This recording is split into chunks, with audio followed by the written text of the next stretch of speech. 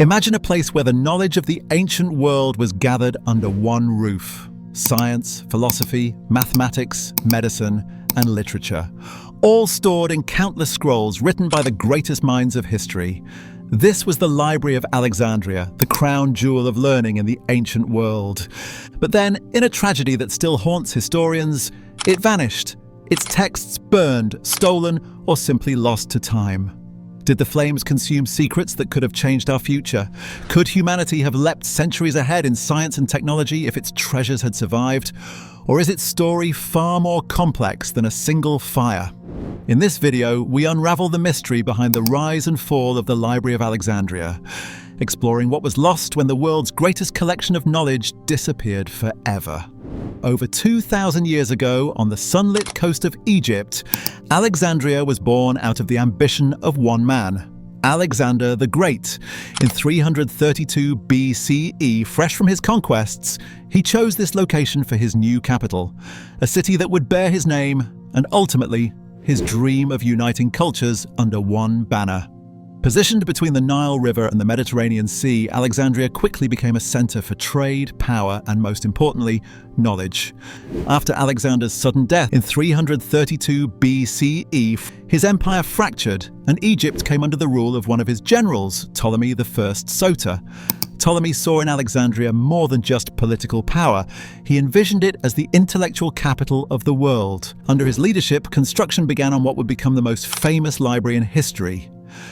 But this was no ordinary library. The Library of Alexandria was part of a larger institution known as the Mausoleum, or Temple of the Muses, a sprawling research complex that included lecture halls, gardens, laboratories, and rooms where scholars from around the world lived and worked.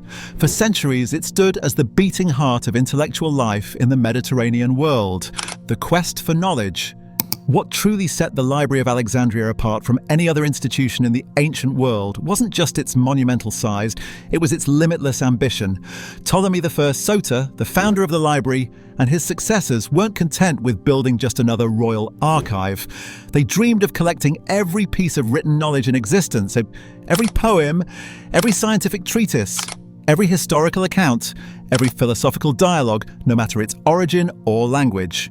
To achieve this, they established one of the most aggressive acquisition policies the world had ever seen. Every ship docking at Alexandria's busy harbour was searched for manuscripts. If scrolls were found, they were taken to the library's scribes. The original manuscripts were kept for the library's growing collection, while carefully made copies were given back to the owners. This practice was so systematic that Alexandria became known not only for its scholars, but for its near-obsessive hunger for knowledge. Royal agents were dispatched across Greece, the Middle East, North Africa, India, and possibly even beyond, scouring markets, private collections, and temples for rare works. The Ptolemies were willing to pay vast sums of money for unique texts, and in some cases, they even borrowed works under false pretenses, returning only copies while keeping the priceless originals. Over time, this relentless pursuit turned the library into an intellectual treasure chest. Some ancient estimates claim it held 400,000 to 700,000 scrolls, an almost unimaginable number for a world without printing presses. Its shelves may have contained the lost tragedies of Sophocles and Aeschylus, the missing books of Livy's History of Rome, early records from Egyptian temple archives, treatises by philosophers whose names have vanished from history, and scientific works centuries ahead of their time. The library wasn't just a storehouse. It was the beating heart of ancient scholarship, a place where knowledge from every corner of the known world converged, waiting to be studied, debated, and expanded upon. Great minds of the ancient world, the Library of Alexandria wasn't simply a silent vault of dusty scrolls. It was a vibrant, living laboratory of ideas. It pulsed with intellectual energy, drawing some of the greatest minds of antiquity to its marble halls. Under the generous patronage of the Ptolemaic kings, scholars were given everything they needed to focus entirely on learning. They received stipends, housing near the library, and most importantly, the freedom to study, debate, and write without distraction. Here, Euclid composed the Elements, a monumental work that organized centuries of mathematical knowledge into a logical system. It became the standard textbook for geometry for over 2,000 years, so influential that students well into the 19th century were still learning from Euclid's methods. It was also here that Eratosthenes, The brilliant polymath used nothing more than shadows, sticks, and simple mathematics to calculate the Earth's circumference with uncanny precision. He concluded the Earth was round and even estimated its size, astonishingly close to modern measurements, centuries before satellites or telescopes existed. Meanwhile, Herophilos, often called the father of anatomy, conducted pioneering studies on the human body. Working in Alexandria's medical school, he and his colleagues made groundbreaking discoveries about the brain, the nervous system, and the circulatory system, moving medicine away from superstition and towards science. Then there was Hipparchus, the astronomer who charted the stars and laid the groundwork for understanding celestial movements. His studies of planetary motion and stellar positions shaped the course of astronomy for generations. And beyond science, the library even influenced religion. It was here, according to tradition, that the Old Testament was translated into Greek, creating the Septuagint. For the first time, sacred Hebrew scriptures became accessible to the wider Mediterranean world, spreading ideas far beyond their original borders. The Library of Alexandria didn't just preserve the past, it actively created the future, fostering discoveries and knowledge on a scale the world had never seen before. The first blows. But even the greatest treasures of human history are not immune to the chaos of war. For centuries, the Library of Alexandria had stood as a beacon of knowledge and learning, but its golden age would not last forever. The first major catastrophe struck in 48 BCE during the turbulent Roman Civil War. Julius Caesar, chasing his rival Pompey, found himself caught in the complex politics of Egypt, where the young King Ptolemy XIII and his sister Cleopatra were locked in a bitter struggle for the throne. When Caesar arrived in Alexandria, he allied himself with Cleopatra, but soon became trapped in the city's harbour by Ptolemy's forces. Surrounded and desperate, Caesar ordered the ships in the harbour set on fire to block enemy reinforcements. Flames roared across the wooden vessels, thick black smoke rising into the Mediterranean sky. But the fire didn't stay confined to the ships. Ancient writers like Plutarch and Seneca claim the flames leapt from the harbour to the surrounding docks and nearby buildings, and possibly even to the Library of Alexandria itself. Whether it was the main library or only storage warehouses filled with copied manuscripts remains fiercely debated among historians. Some believe that Cleopatra herself tried to undo the damage years later when her lover Mark Antony gifted her 200,000 scrolls from the Great Library of Pergamum, perhaps to replace what had been destroyed in Caesar's fire. But this event left a haunting question that has lingered for centuries. Was this the moment the world's greatest collection of knowledge was lost forever, or was it merely the beginning of a slow and tragic decline? The slow decline. After Egypt fell under Roman rule, the library continued in some form, but its golden age had passed. The Romans admired Greek culture but were more practical than philosophical. They saw less value in funding vast academic institutions. Still, learning continued in Alexandria for centuries.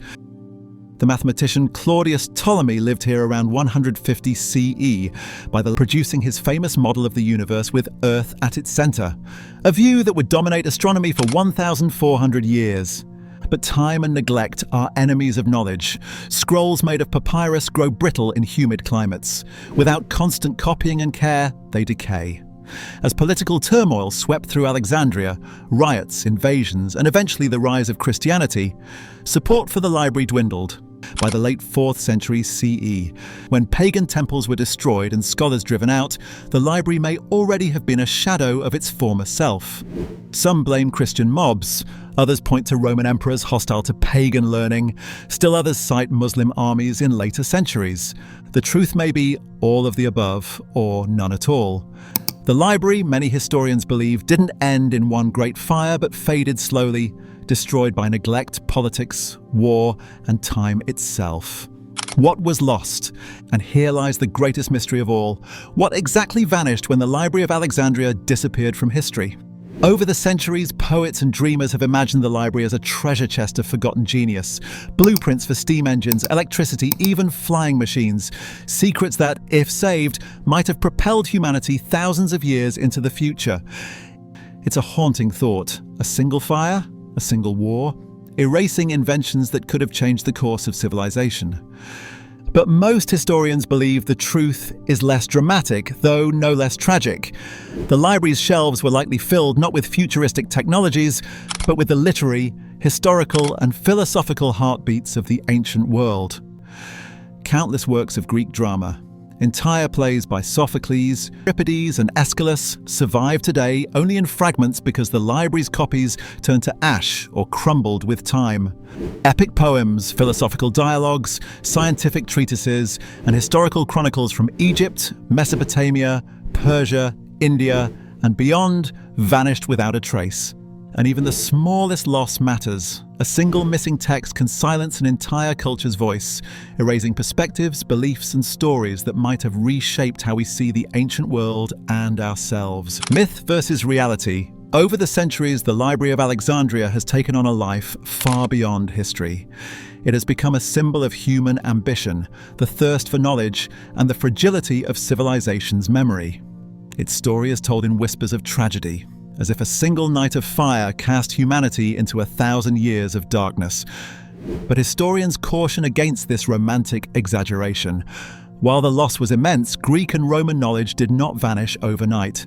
Many works survived in other libraries scattered across the Mediterranean, in the writings of Byzantine scholars, and later in the flourishing Islamic centers of learning like Baghdad's legendary House of Wisdom. There, scholars translated and preserved Greek texts, ensuring that at least some of the ancient world's wisdom reached the Middle Ages and beyond.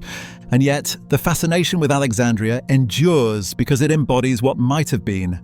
What vanished scrolls could have reshaped our understanding of philosophy, history, or science?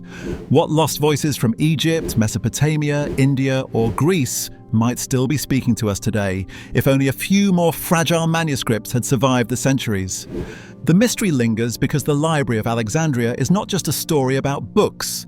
It is a story about possibility, loss, and the delicate thread by which knowledge survives across time. A legacy reborn. For centuries, the fate of the Library of Alexandria has haunted historians, writers, and dreamers alike. Its name has become synonymous with the greatest what if in human history. So it was fitting that in 2002, on the very shores where the ancient city once stood, Egypt unveiled a modern tribute to this lost wonder, the Bibliotheca Alexandrina. This breathtaking, state-of-the-art complex was designed not only as a library, but as a global center of learning and culture. Built in collaboration with UNESCO, it houses millions of books in multiple languages, vast digital archives, museums of science and art, and even a planetarium. Scholars, students, and visitors from around the world walk its halls, echoing the footsteps of those ancient thinkers who once studied under the patronage of the Ptolemies. What makes the Bibliotheca Alexandrina even more symbolic is its architecture. The main reading room is a giant sunlit disc tilted toward the Mediterranean, as if the building itself is reaching for the horizon of knowledge. On its granite walls are inscriptions in hundreds of languages, celebrating the diversity of human thought. Beyond being a storehouse of books, it has become a living monument to cultural dialogue, hosting international conferences, exhibitions, and artistic performances. In this way, it bridges the gap between past and future, ancient wisdom and modern innovation. And yet, for all its grandeur, the Bibliotheca Alexandrina cannot bring back what was lost 2,000 years ago. The countless scrolls filled with forgotten plays, vanished histories, and unknown philosophies are gone forever, their words silenced by fire, time, and neglect. But the new library serves as a beacon and a warning. It reminds us that knowledge, no matter how vast, is fragile. It must be preserved, protected, and shared with future generations or risk vanishing again as it once did in Alexandria. The mystery of the ancient library may belong to the past, but its lesson belongs to us all. So what truly happened to the Library of Alexandria?